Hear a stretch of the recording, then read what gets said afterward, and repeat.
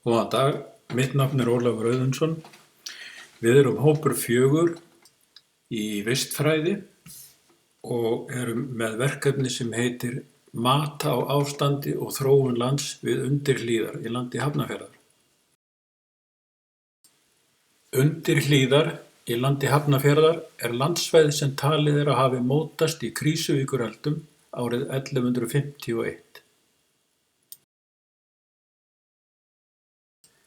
Hlíðarnar eru bólstrabergshæðir sem liggja frá Kaldárbotnum í norðaustri að Vatnsskarði í suðvestri og spanna 7 kílómetra landsvæði. Samkvæmt kortabók heitir hraunsvæðið Óbrynnishólabruni. Fjöldi mismunandi nafna eru notuð hraunmyndun á þessu svæði en Kaldárhraun kemur að undirhlíðum frá norðaustri. Skógræktarfélag Hafnarfjarðar hóf skógrækt í landinu 1930 og unnu skólabörn við gróðursetningu. Aðallega var það sitkagreni, Pikea sitsensis, sem byrjað var að gróðursetja og greinilegt er að það hefur dafnað best.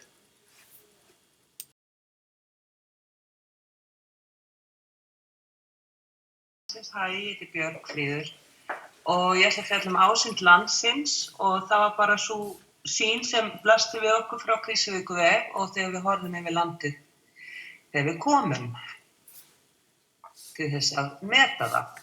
Og það sem blasir við þegar maður horfir í landið, það er sunnan megin er náma, alveg við undirhlíðar er náma í Vatnsskarði og það land tilheyrir Grindavík og við horfum eftir hlíðinni og hún er steinhlaðin grjóti með einhverjum mosa hér og þar. Við horfum svo yfir láglendið. Þar sér maður að það er víðast hvar merki alvarlega jarðvegseyðingu en birkiskógur liggur þá alveg upp við hlíðina, frekar veiklulegur að sjá. Og svo norðan megin við svæðið sem við erum að skoða, þar er risastórt hraunlendi sem nær alla leið til Hafnarfjarðar. Alveg í fjarska sjáum við glitta í barrskóg og þarna spyrjum við okkur hvort að þarna hafi náttúrulíf verið gróðursett til græðingar fyrir landið.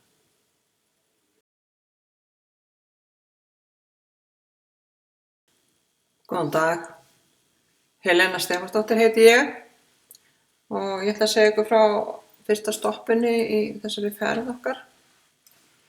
Og það eru skriðurnar sem eru á mörkum friðlands og malarnámu sem er í landi Grindavíkur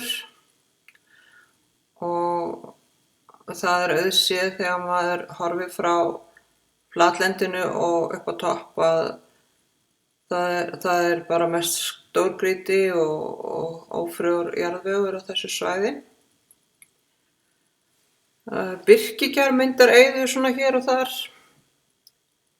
í brettlendinu en berjalyngið sem er neðst, það er svona, virðist svona hafa horfið bara undir skriðuna, bara eiginlega orðið hennar bráð. Allavega hennar svona í jaðrinum.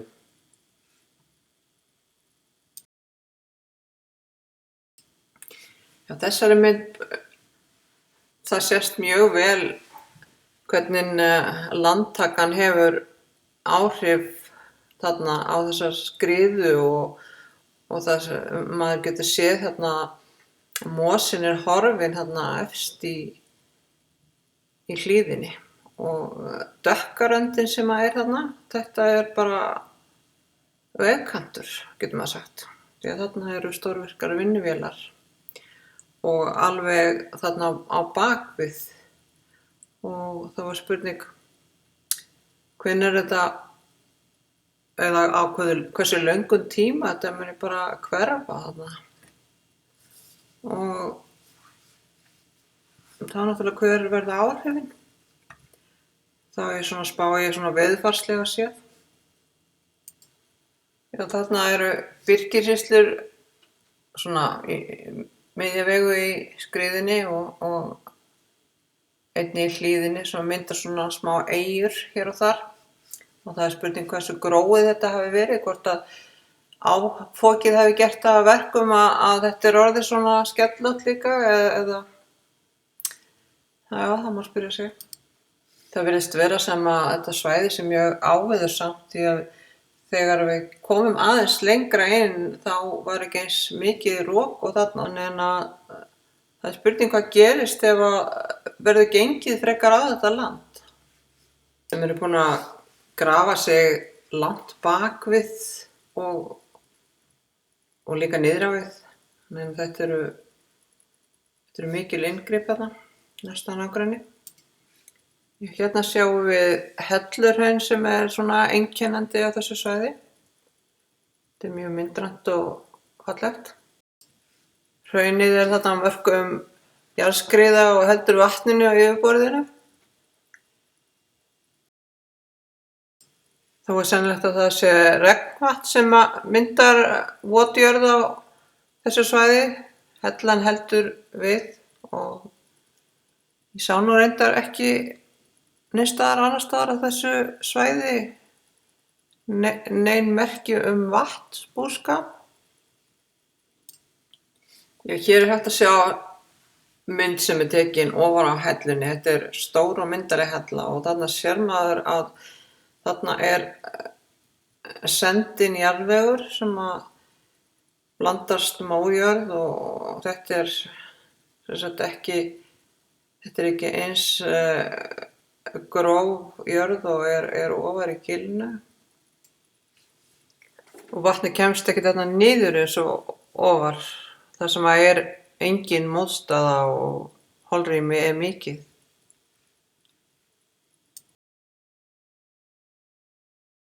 Við ætlum aðeins að fjalla hraunlendið núna. Þetta risa hraunlendi talið hafa runnið, eins og áður hefur komið fram, úr Krýsuvíkureldum 1151 úr eldstöðinni í Trölladyngju.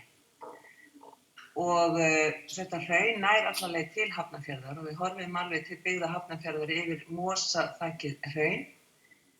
Það samsett úr apalhrauni, hellurhrauni og roðamöl eða rauðamöl. Og í því eru alls konar kynjamyndir eins og til dæmis má sjá helliskúta úr hellurhrauni og það gaman að segja frá því að oft í hellurhrauni geta myndast þessi svokallaðir hellar, þannig að það mjög líklega einhverja hella að finna þarna undir hrauninu.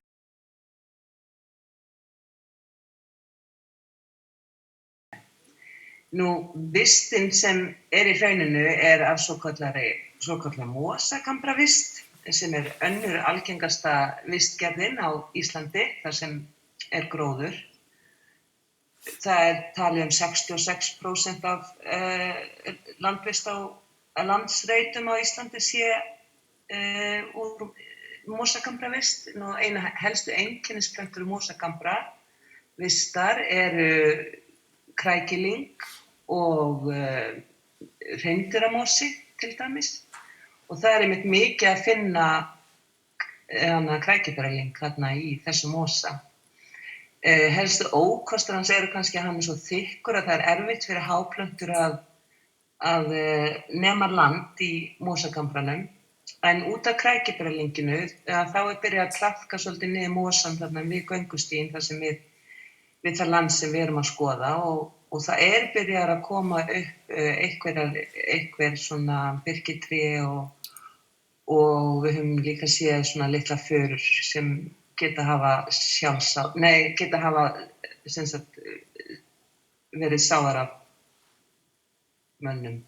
Hraunið hefur þá góða kosti að það sem sagt hefur stöðvað áfoksgeirana á miklu leyti frá jarðvegsnámunni sem kemur frá Vatnsskarði. Rannveig ég ætla inn frá ýmsu varðandi gróðuppfar við köllum mólendi sem finnst á svæðinu, bæði rýrt og ríkt og það jarðvegsrof sem því fylgir oft. Það rofabörð og rofadílar. Undir hlíðin ber í senn merkjum horfin og endurheimt landgæði. Gróðurfar þess mjög misjafnt og rofmyndir jarðvegsins jafnframt margar. Það rétt eins og allur skali gróðurflokka og jarðvegsrofmynda hafi mætt okkur innan þessa litla svæðis sem við erum að reyna að meta, bæði gróska og auðn. Við mat á landi eru myndir jarðvegsrofa skoðaðar, svokallaðar rofmyndir, en þær eru flokkar eftir gerðum rofsins. Rofabörð og rofadílar eru 2 af 7 gerðum rofamynda. Jafnframt tegundasamsetning gróðurs og þekja hans mikilvægur þáttur við athugunina. Þá var einnig lagður kvarði á virkni rofsins, svokallaður rofkvarði. Hafa þarf í huga hvort ástand landsins sé í samræmi við náttúruleg skilyrði. Til að mynda það eðlilegt að hálendi sé rýrt, en rýrt land á láglendi merki hnignun. Í undirhlíð erum við á láglendi, en náttúruleg skilyrði eru þó frekar erfið, meðal annars mjög opið fyrir norðanátt. Meðfram undirhlíð liggur land sem aðallega rýrt mólendi. Þó mætti segja að sums staðar á litlum kafla vegna verndunar farið að bera merki rýrt mólendi. Á Íslandi rýrt mólendi útbreiddasti gróðurflokkurinn og það einkennist af lyngtegundum sem eru ekki eftirsóttar beitar, mosum og fléttum. Þetta gróðurlendi myndast vegna áralangra beitar, en með verndun getur það færst í gróðurflokk ríks mólendis. En það sem ræður tegundasamsetningu gróðursins og frjósemi ríka og rýra mólendsins sem sagt saga nýtingarinnar og hitastig, snjóalög og jarðvegsraki. Þessi gróðurlendi eru afar mikilvæg vistkerfi fyrir vatnsmiðlun, dýralíf og beitinganýtingu hér á landi. Þá það rofabörðin. Rofabörð, það eru nokkur af þeim í mólendinu og sléttunni fyrir neðan undir það hliðina og einn í hlíðinni sjálfri, eins og sést hér á glærunum. Á svæðinu umhverfis þau í hlíðinni virðist taka við lífræn jarðvegsská sem teygir sig yfir urðirnar. Rofabörð, það eru nokkur rofabörð í mólendinu og sléttunni fyrir neðan undir það hliðina, en einn í hlíðinni sjálfri, eins og sést hér á þessari glæru. Á svæðinu umhverfis þau í hlíðinni virðist taka við lífræn jarðvegsská sem teygir sig yfir urðina, en á Íslandi getur þessi lífskán verið loforð að gróður sé að ná frekari fótfestu. Við mat á rofabörðum miðað við hve löng þau eru á hvern ferkílómetra gróins lands, svokölluð roflengd. Eins stuðst við hnignunarstigs landsins og virkni rofsins með hliðsjón af því hve rofabörðin há. Jafnframt hversu mikið aðrar jarðvegsrofmyndir. Rofabörð í undirhlíð eru kringd þúfóttu rýru mólendi og jarðvegslag þeirra þunnt. Umfang þeirra lítið í hlíðunum, en gróðurþekja rofabarðanna eru stærri og ríkar á sléttunni, en inn á milli eru rofadílar. Rofadílar eru moldárgöt, eins og sjást hér til vinstri. Þau myndast í gróðurþekjunni og eru berskjöldu fyrir vatni, vindum og frosti. Þeir myndast hratt og gróa hægt. Mold þeirra þétt og ófrjó, en frost myndar í þau ísnálar sem leysa upp nýgræðingin sem að reyna að ná rótfestu. Rjúpan þarna skammt undan og kannski mun fuglinn og rotnandi plöntur nær umhverfisins nitubæta jarðvegsgötin. Þó finnast nitubindandi jurtir á svæðinu, til dæmis lúpínan, Lupinus nocatensis, og gæti hún komið til hjálpar, en ef til vill verður það að vera mannanna verk að styðja við frekari framvindu. Landið byrja að gróa eftir vernd þess. Hér á hægri myndinni sést glögglega hvernig lyngið og jurtina berjast við að breiða gróðurkápu sína yfir hrjóstrugt landið og rofadílan sem hafa myndast í rýra mónum á láglendinu. Landslagið og náttúruöflin óblíð og vaxtarskilið erfið. Landið grær og lifað í von að sært vistkerfi verði frjósand með áframhaldandi verndun.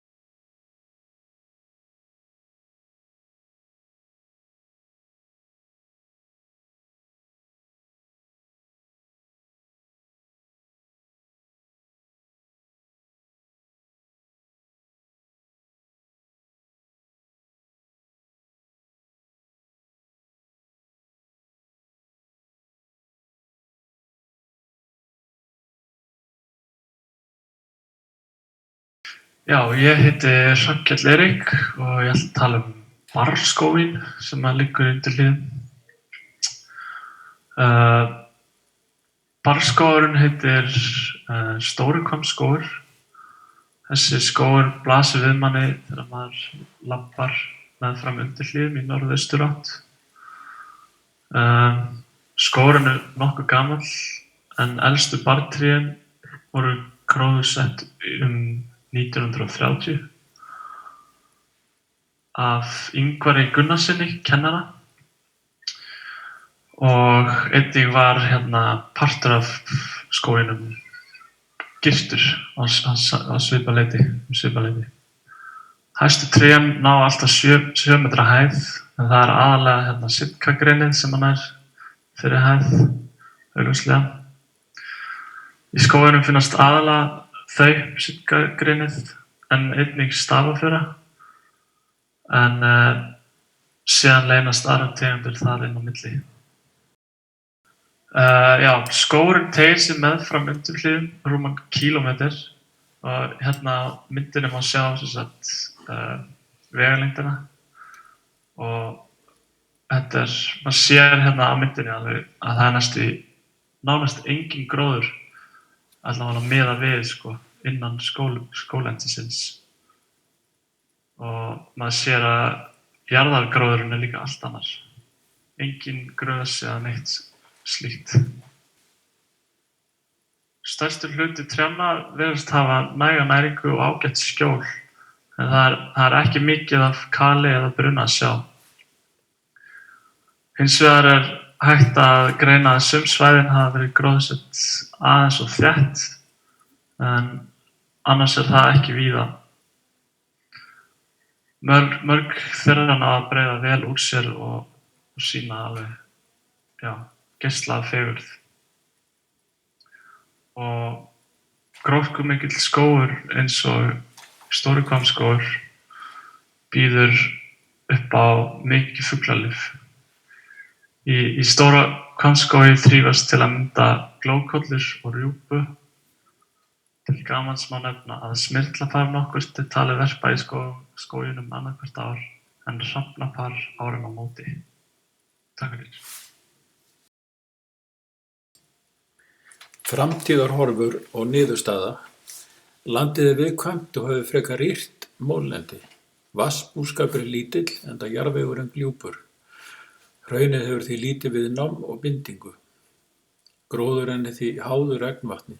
Rofaförð myndast auðveldlega. Uppblástur ágerist með frostdílum hér og þar á sléttlendinu. Frerajör myndast og landeyðing ágerist. Framtíðarhorfur vegna utanaðkomandi áhrifa. Vegna legu landsvæðis er lítil ljóstiljöfun. Vindstrengur úr suðvestri þurrkar upp landið. Nálægð við jarðvegsnámu eykur áfok, minna skjól fyrir veðri vegna landnýtingar. Framtíðarhorfur hvað varðar uppgræðslu.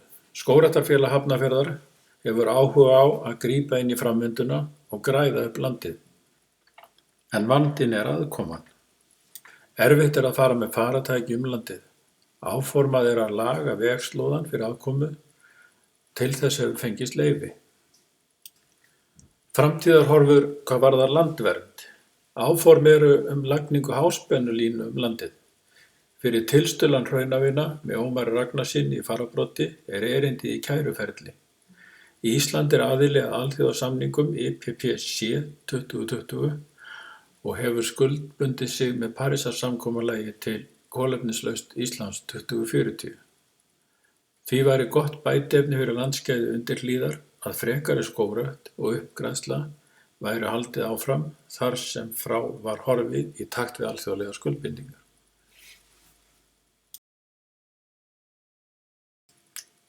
Við hópur 4 þökkum fyrir okkur.